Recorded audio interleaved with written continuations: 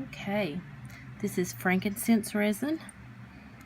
This is a very gummy resin. It's not the easiest to grind up, but I'll give you a tip. Put this in the freezer. Take it out little bits at a time to grind it. One of the better things to grind it in, if you have it, is a metal mortar and pestle. The reason for that is you can put this in the freezer as well. That way the resin won't heat up as you're grinding it, so it won't turn into a big gummy clump. Let me see, just a second, y'all. Oh, and if you're wondering what I'm talking about, it looks like this. It just kind of sticks together. Yeah, it's no fun. You don't really want that to stick together, to clump up and stick together. You want it powdered down. One thing that you can do as well is, as you're grinding it, add your woody ingredient, one of your woods, to it, and that will keep it loose and powdery so that it doesn't stick together and you end up with a big glob like this, because this is just not useful at all. not for our purpose anyway. Alright, y'all, so 3 parts frankincense, 1 part cedar wood, and this is red cedar wood that I'm using. And the reason, as I explained in the previous video, that I do the cedar wood the same day as the frankincense is because it cuts down on the stickiness. It keeps it loose and powdery. If you do it the way I said, put it in the freezer. If you don't, it's going to warm up and turn into a glob on you. Even it'll be more likely to do it even with your powdered ingredients. You could use the sandalwood. You could do the sandalwood if you prefer. I just like the cedar wood because it's a little bigger, and I need to grind it down a little more anyway. So 1 part cedar wood. Okay, next ingredient is myrrh. Now mine has it's got some bark in there. I'll just go through and pick that out. Now this is not as hard to grind up as the frankincense. It can get a little bit gummy, but it's not bad at all. But yeah, it's like, see, there's little, where they harvested it, there's like little pieces of bark and little vegetation in there. It's not that it hurts anything. That's just part of it with this particular kind of myrrh that I'm using. I'm debating a little bit on whether to throw in. I have several different varieties. I might add in some of those because each one can smell a little bit different. But 2 parts myrrh, grind it up, put it in your bowl with your frankincense and cedarwood. Also, y'all, don't clean your mortar out each time. Leave the residue of the previous day's herbs or resin in there. That way you're not starting with things sticking in your cracks all over again. You kind of want to leave that in there. That way it keeps you from losing so much product. Okay, that's a little bit hard to see in there, but those are juniper berries. You're going to have, or what I'm using is a 1/2 of a part juniper berries. And I don't know if I mentioned it in my previous videos, but please excuse the fan because it has been hot and humid the last few days, and I pretty much have it running all the time. So 1/2 of a part juniper berries. Now these are not hard to grind down. Well, I shouldn't say that they're not hard. They can be, but they actually grind down fairly easy compared to some other things, some of the woods, the cinnamon. Yeah, you won't get these into like a very fine powder. You just want to break them apart into little bits, if that makes sense. Okay, the next 3 ingredients I'm going to go ahead and tell y'all because I ain't going to have time to do this, but that is your sweet cinnamon. And if you want to cheat, you can buy that ground up. You can find it really readily available. Now you need a half of a part of that. Also, you're going to need a half of a part of cardamom, and you can find that ground up. And the third ingredient is going to be the cassia. Oop. This, which smells more like cinnamon than like the sweet cinnamon does. Oh, it smells really good. Now, a tip for this, you can buy it ground up, but if you want to grind your own, if you get a bag and put this in and take a hammer and hammer it and break it up before you start to try to grind it down in your mortar and pestle, because it's extremely hard to do, y'all. Really hard. Pretty much you have to grind it and then sift it and grind it and sift it. It takes forever. It's very labor intensive. So if you do that, good on you. Alright. And it's half a part of each of those ingredients. Traditionally you would do 1 ingredient per day. I have 2 of them that are powdered, so I am going to do both of them the same day because it's going to fall on to work days and I won't have time to do it. So,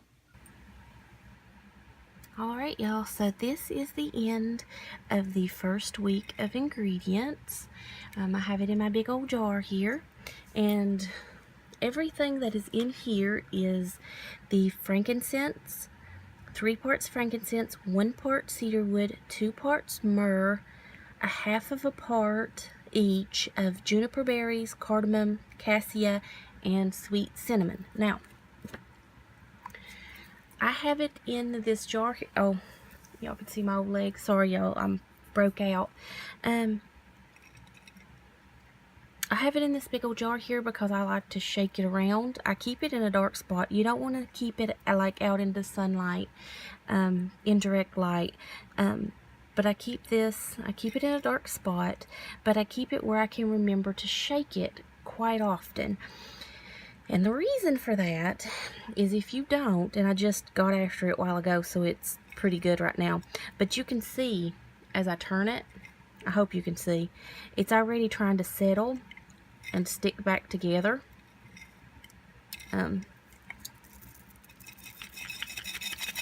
There we go. It settles back down and it'll try to harden back up on you in the bottom of whatever container you've got it in.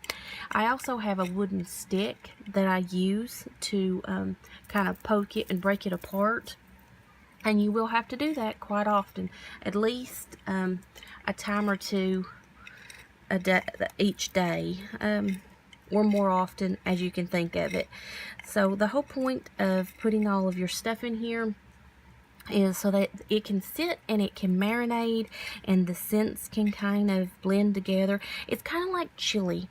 Y'all know when you make a big pot of chili, it's alright the first day, but if you kind of let it sit for a couple of days in the fridge, it tastes even better. Well, that's the same thing with incense. If you kind of let your ingredients mingle together, they're going to smell even better. Oh, and excuse my rug too, y'all. I haven't vacuumed this up yet. This is one of the few places in the house Boo can't get to, and yeah, I've got to clean it up, but I'm kind of my little nook here is kind of a pain because I have it quarantined off from the rest of the house so that Boo can't get in it. But because of that, it's kind of a pain to get the vacuum over here.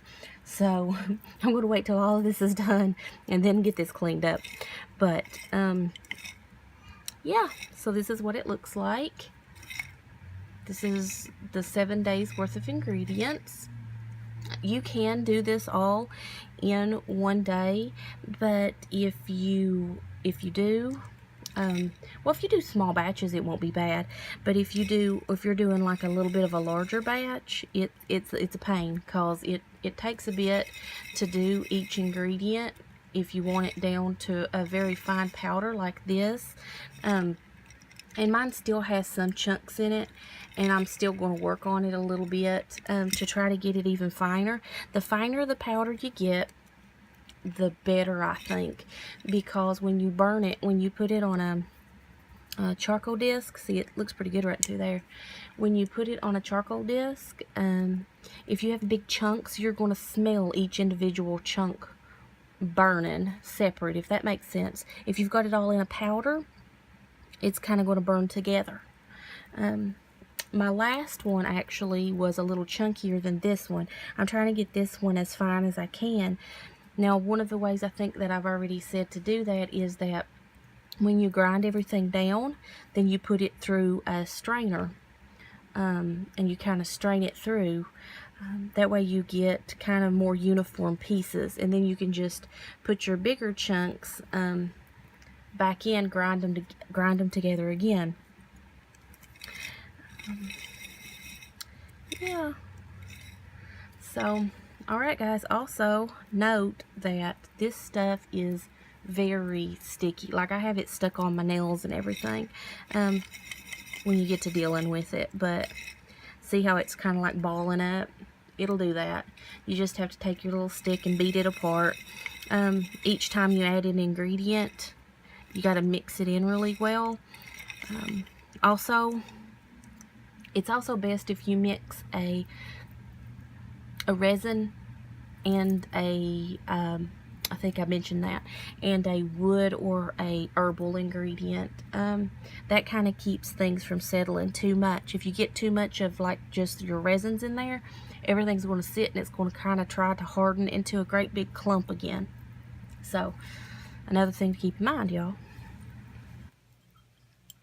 Alright, y'all, so we are in week 2 of putting together the Kyphi incense. Don't mind my thumbnail. I popped her off. Really hurt. I'm getting ready to fix it. So this is week 2 of putting together my Kyphi incense. I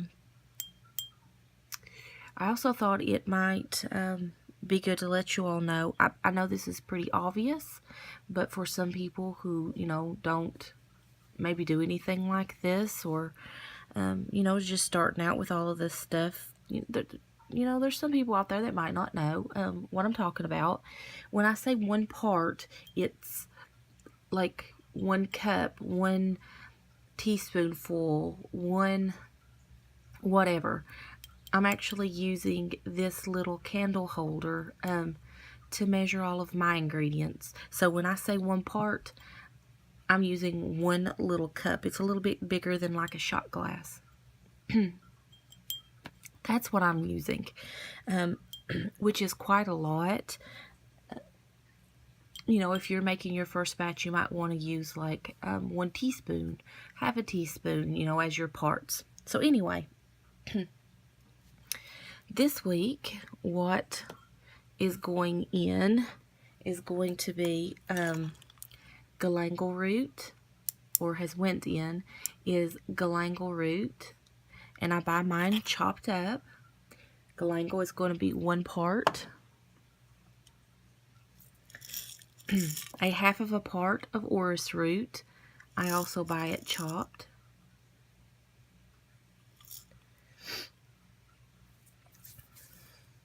One part sandalwood. And the sandalwood that I use is a mix.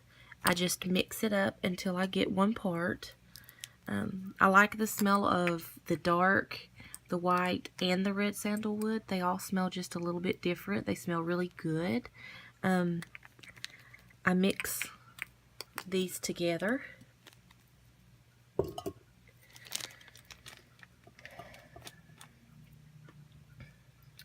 A half of a part of copal.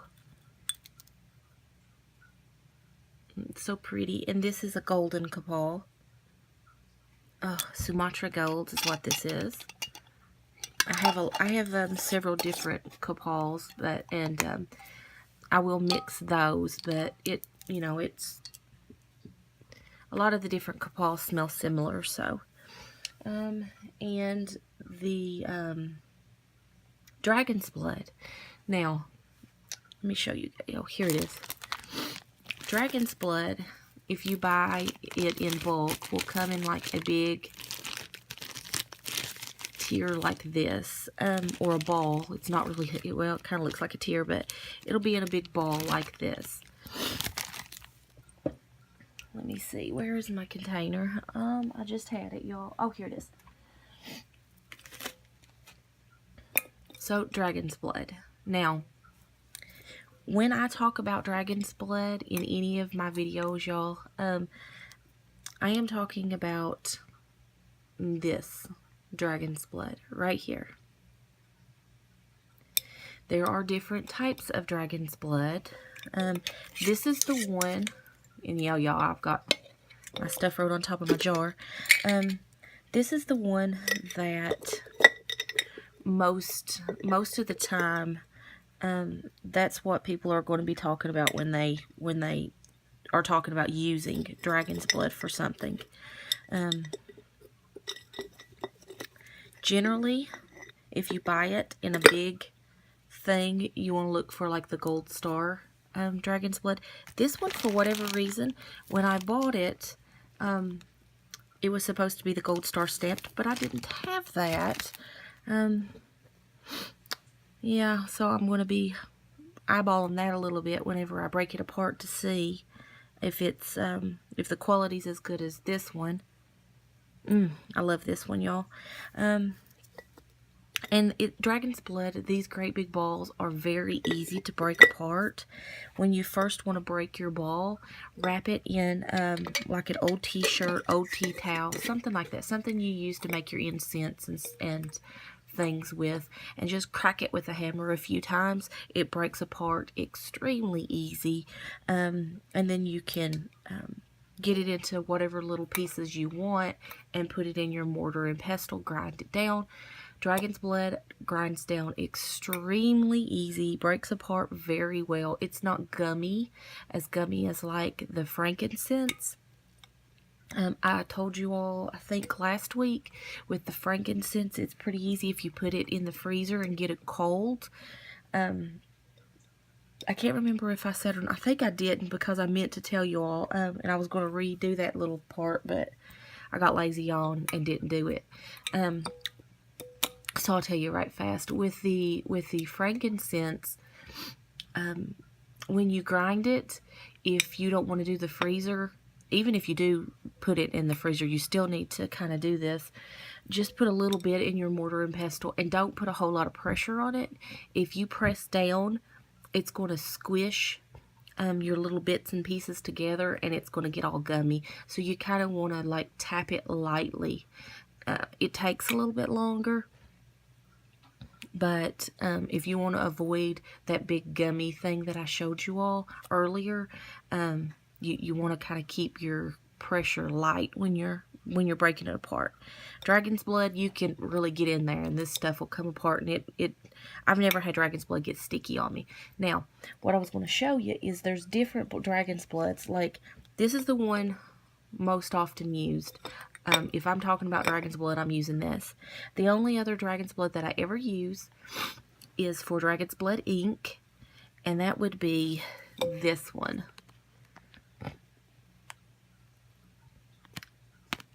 This one. So this is what I use for dragon's blood ink, and you can see it looks different. It's more powdery. Oh, I hope you can see it. It's kind of powdery, and I don't know, it's kind of weird looking.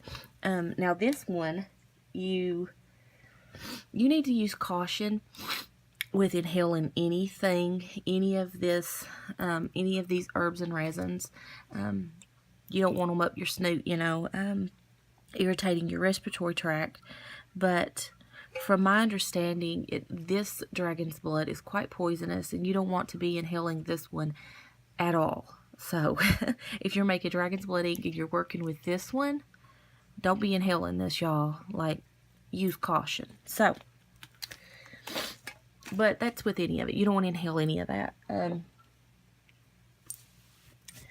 All right, now the other two things that's going in this week is going to be, or actually it'll be three things, but the main ones is a half of a part of calamus, 1 part benzoin, and where did I put those?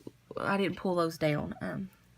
Let me just show you. I do have the gum Arabic here. And this, you can get this in like big resinous globs. But this is powdered down. I buy this powdered down. I use this when I'm making cone incense. It's a binder. This is the very last thing that I put in my dragon's blood before I put my wet to my dry ingredients. This will be the last thing that I add in. I'll show you why. Because this will kind of make things stick together a bit more. Where is it at? Here we go. And excuse my nose, y'all. I know it seems like I'm always telling y'all to pardon my nose, because it's awful. This is what I was telling y'all last week. If you're not careful to shake and mix your dry mixture, that it kind of wants to compound down and stick to itself. And that's what has happened with this one. And even if you shake it a couple of times a day, it'll still kind of want to settle and stick to itself because of all of the resins in here. But if you see how that's, see that? It's just kind of stuck. And all you do to kind of get that apart is you take your little stick and you just kind of stab around down in there a little bit, and it'll loosen it back up. It comes apart. Let's see if y'all can see that. See that? It'll come back apart very, very easily. It's just, if you have it down in the jar and you're shaking it around, it won't. But look how pretty that is. And it smells so good, y'all. And I have some bits and pieces in there that's a little bit bigger than powder. That's the Juniper Berry, I think, is what I'm seeing there. But that's okay. I wanted this one powdered down a bit more than my last one that I made. But I'm going to kind of leave a little bit bigger, little tiny pieces that you can identify separate a little bit, you know. It just kind of gives it some character. See, look at that. If you have too big of a pieces, though, when you burn it on your charcoal briquette, you're going to smell those individual pieces. And the individual pieces is not going to smell as good as the whole. So, just be aware of that. But see how that powders right up when you kind of knock it loose. And I'll get in here, get my little stick and separate all of this back out here in a little bit. I just wanted to show you all that. Yeah, so don't freak out if you grab your jar and it's like all compacted down in here. I think I have my stick that I'm using to mix upstairs because, oh shoot, yeah, it's upstairs. But yeah, it breaks apart very easy, y'all. Very, very easy. So don't worry about it. Let me show you guys again. See, look. Oh, if I can see how easy that comes apart.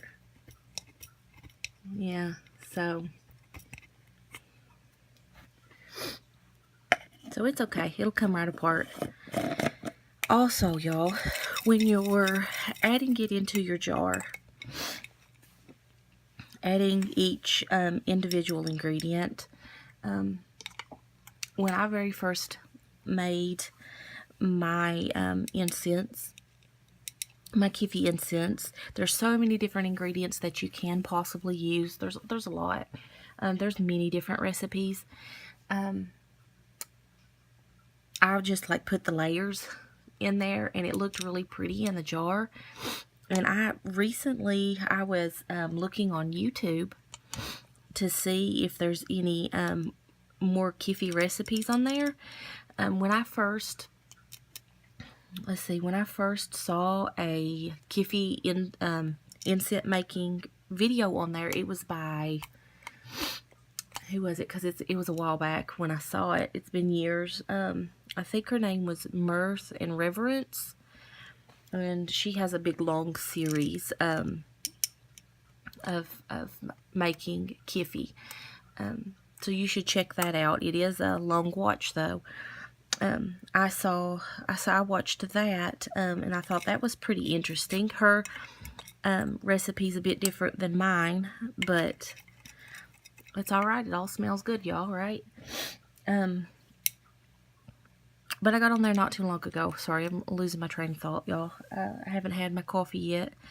But I got on there and was looking, and I saw somebody else that was putting together Kyphi, and they did that, where they have the layers in the jar, and it's very pretty. You have, you know, all your different layers, your sandalwood and your orris root and your copal and dragon's blood, and it's really pretty in the jar. And you can do that. Listen, I will never be one to tell you that you can't do something. You do you. You be you. You do you. But my only suggestion would be to mix it. And the whole purpose of putting it together and putting it in your jar and letting it kind of sit together is because it's like it's like making chili, y'all. The reason chili is so good, like on the third day of making it, is because everything is kind of sat in the pot together, and the flavors has kind of blended and went into each other, and it's had time to, you know, like permeate the whole pot of chili. It's like your incense. You want to stick it all together, mix it up, and let everything kind of mingle and sit up against each other, kind of blend. It's incense chili, y'all. That's what this is. It's incense chili. But, I mean, if you want to put the layers in there, you know, that's fine too. That's pretty to look at. But, yeah. So, I will come back and do the last, or one of the last parts of this video. Because it's too much with me and my boo to come back and do each individual part. That was yeah. So, this has got everything in it except for the calamus root, the benzoin, and the gum arabic. I'll come back when I'm putting the wet ingredients together and show you guys what it looks like when you get those 3 ingredients added in here. We'll put the wet ingredients together. And then come back when it's time to put it all together and roll it into balls. So, I'm probably going to go ahead and put this video out so that you can watch this part, and then I'll make a separate video on putting the dry ingredients together, just because this video is getting way too long, y'all. Yeah. So, if y'all are interested in that, I'll see you then.